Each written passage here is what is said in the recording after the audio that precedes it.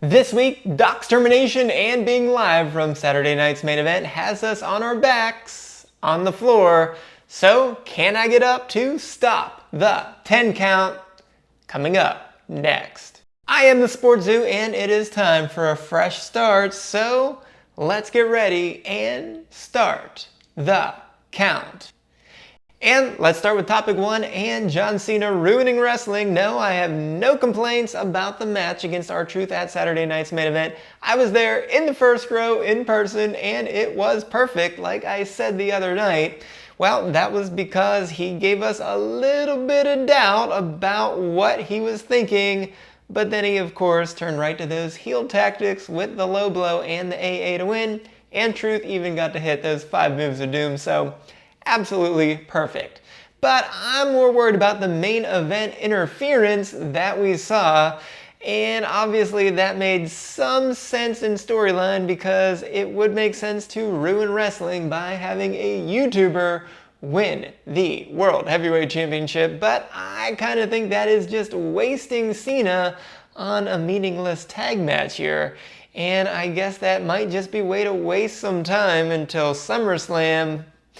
But yeah, we've got too many PLEs going on here. It's just ridiculous because between WrestleMania 41 and SummerSlam, we will have one PLE or premiere event, since I guess Saturday night's main event is not really a PLE, well, every 3rd week. That is really ridiculous, and so Cena is confirmed for the next 4 SmackDowns, but not yet the Night of Champions or on the July 12th Saturday night's main event, but he was on the teaser trailer and the promotional poster for Night of Champions, so we have to expect to see him there.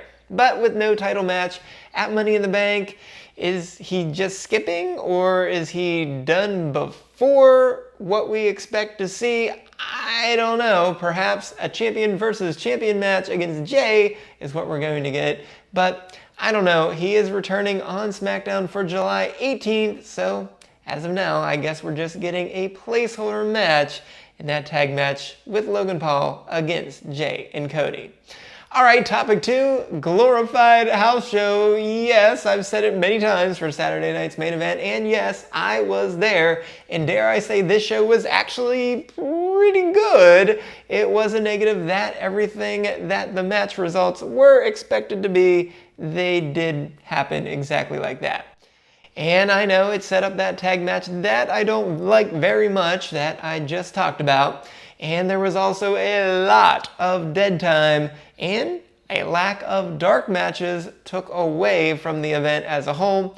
But we really did need another one, especially after the matches were over, because it just kind of left us there with about a 2-hour and 15-minute show, because we only had the one dark match in advance.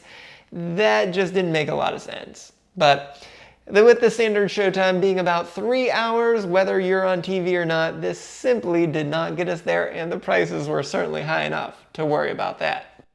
But positives here, we had plenty of shenanigans and returns. At house shows, you just want entertainment due to the lack of stakes, and we got that in spades, which was absolutely great. And we also got big returns in Cody Rhodes and Big Bronson Reed, and we also got a lot of hijinks with 3 of the 5 matches having attacks before the bell, and that I guess is probably a bit too much. And we also saw outside interference in 3 of the 5 matches as well. And we saw a crack in the heel armor of Cena when he hesitated with that title before doing exactly what we expected him to do. So I did give the show a B+, and it has easily the best of the Saturday night's main event so far. And if you're not going to change any titles or give us any true classic matches, this was a fun, outlandish time to simply get some great moments that we were happy to see. So, topic 3, the Wyatt 6 returns, and speaking of returns, I certainly love the Wyatt 6 return. I know they were off for a bit due to Bo Dallas's injury, but that guy doesn't even have to wrestle. He could have just been there cackling, sitting in that rocking chair for months on end, and let the others do his bidding. I guess it is going to be interesting for the tag teams here. Perhaps they'll actually decide to insert themselves into the tag division for a bit. and that division has been hot, so this is a good chance to mix it up with them a little bit. And I do have to say it was quite convenient that Candice LeRae helped out DIY for the first time earlier in the night, and so Candice was right there to get taken out by Nikki. So I guess that those three are the primary target right now, and I hope it spills into the rest of the Wyatt Six. But for now, I'll simply say it is sad that we'll not get Alexa, but she has plenty else going on. Topic 4, Money in the Bank qualifiers. We had 4 this week with Julia, LA Knight, Penta, and Seth Rollins all qualifying. So I do want to say that Julia was a surprise, but the way that WWE's been booking recently, I guess it surprisingly felt that it was inevitable that Julia was going to win. I don't think we need every match to be a match where we're putting over new talent. Sometimes the stars can still win because they are the stars, but no such luck for Charlotte just yet, and the same with Becky last week. So I guess there was some possibility that Sami Zayn could have won his match, but Seth Rollins getting that briefcase would be quite interesting, though I guess he doesn't need it with all of that muscle around to help him eventually get that World Heavyweight title. So in the end, I guess it was perfectly fine to see who we got winning each of those 4 matches. So let's go to our winner of the week, and that is Big Bronson Reed. That dude was out ever since getting injured at War Games with his broken ankle, but he certainly came out to wreck CM Punk, and he surely got inserted into the top faction, and he's likely headlining many main events and storylines on Raw for the foreseeable future. And with the Raw tag division really going nowhere, why not just give Breakker and Reed those titles to go with Rollins winning the World Heavyweight Championship in the near future, and let those dudes rule everything that they pretty much want to do anyways, in the same way that the OG Bloodline did. Regardless, they made a huge immediate impact on Saturday night's main event, and they got talked up perfectly by Heyman on Raw, so it certainly helped to get Rollins a win in a quality style for this Money in the Bank ladder match, and it's safe to say that no beach will be safe this summer because it will be a tsunami kind of summer. But that takes us to the loser of the week. I'm going to say it is Zelina Vega. And let's not forget that she lost her Money in the Bank qualifying match and looked like she was the clear third wheel to both Julia and Charlotte, despite being the only one that actually has a current title. And yes, she did win her match at Saturday night's main event, but the way she did it was pretty cringeworthy. I'm not sure how the backstabber looked on TV, but from my side angle, it did not look good at all. And of course, she then immediately followed that up with perhaps the worst 619 of all time that she tried to make up for with a second kick, which broke Chelsea's nose. And so that's not going to win you a lot of points in the back. And so there was a reason that Zelina was 1-15 before going on this winning streak. And it probably would be best if we moved along to give Julia a feud with her and have her take that title ASAP.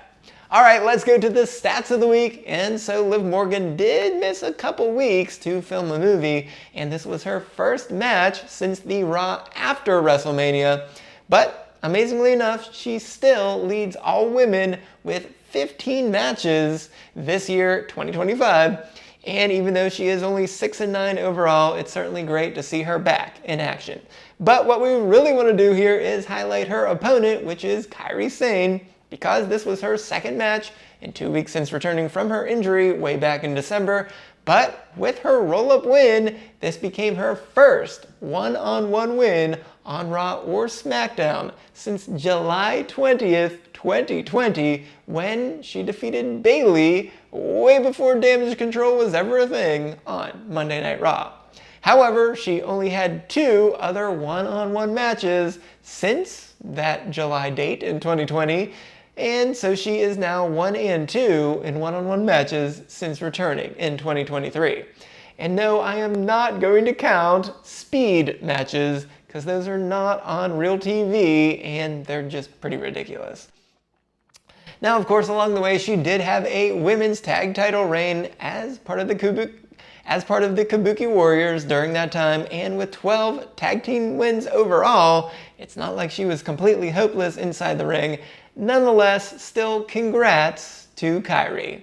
And finally, let's wrap up with the STFs. We simply had John Cena managing to get 3 STFs at Saturday night's main event, which gives him 9, despite his limited appearances, which is good for tied for 5th on SmackDown with Solo Sikoa, which I have to say is pretty impressive, all in all. And there it is. I think I just barely beat the ref's 10 count here for week 1 of Stop the 10 Count, which I'm excited to try out this new format because now it is, of course, just me, Oos. So if you missed my personal videos and recap of Saturday night's main event, including Jay's successful title defense, be sure to go right on over here and check that out. And I am the SportsZu, and this has been Stop the 10 Count.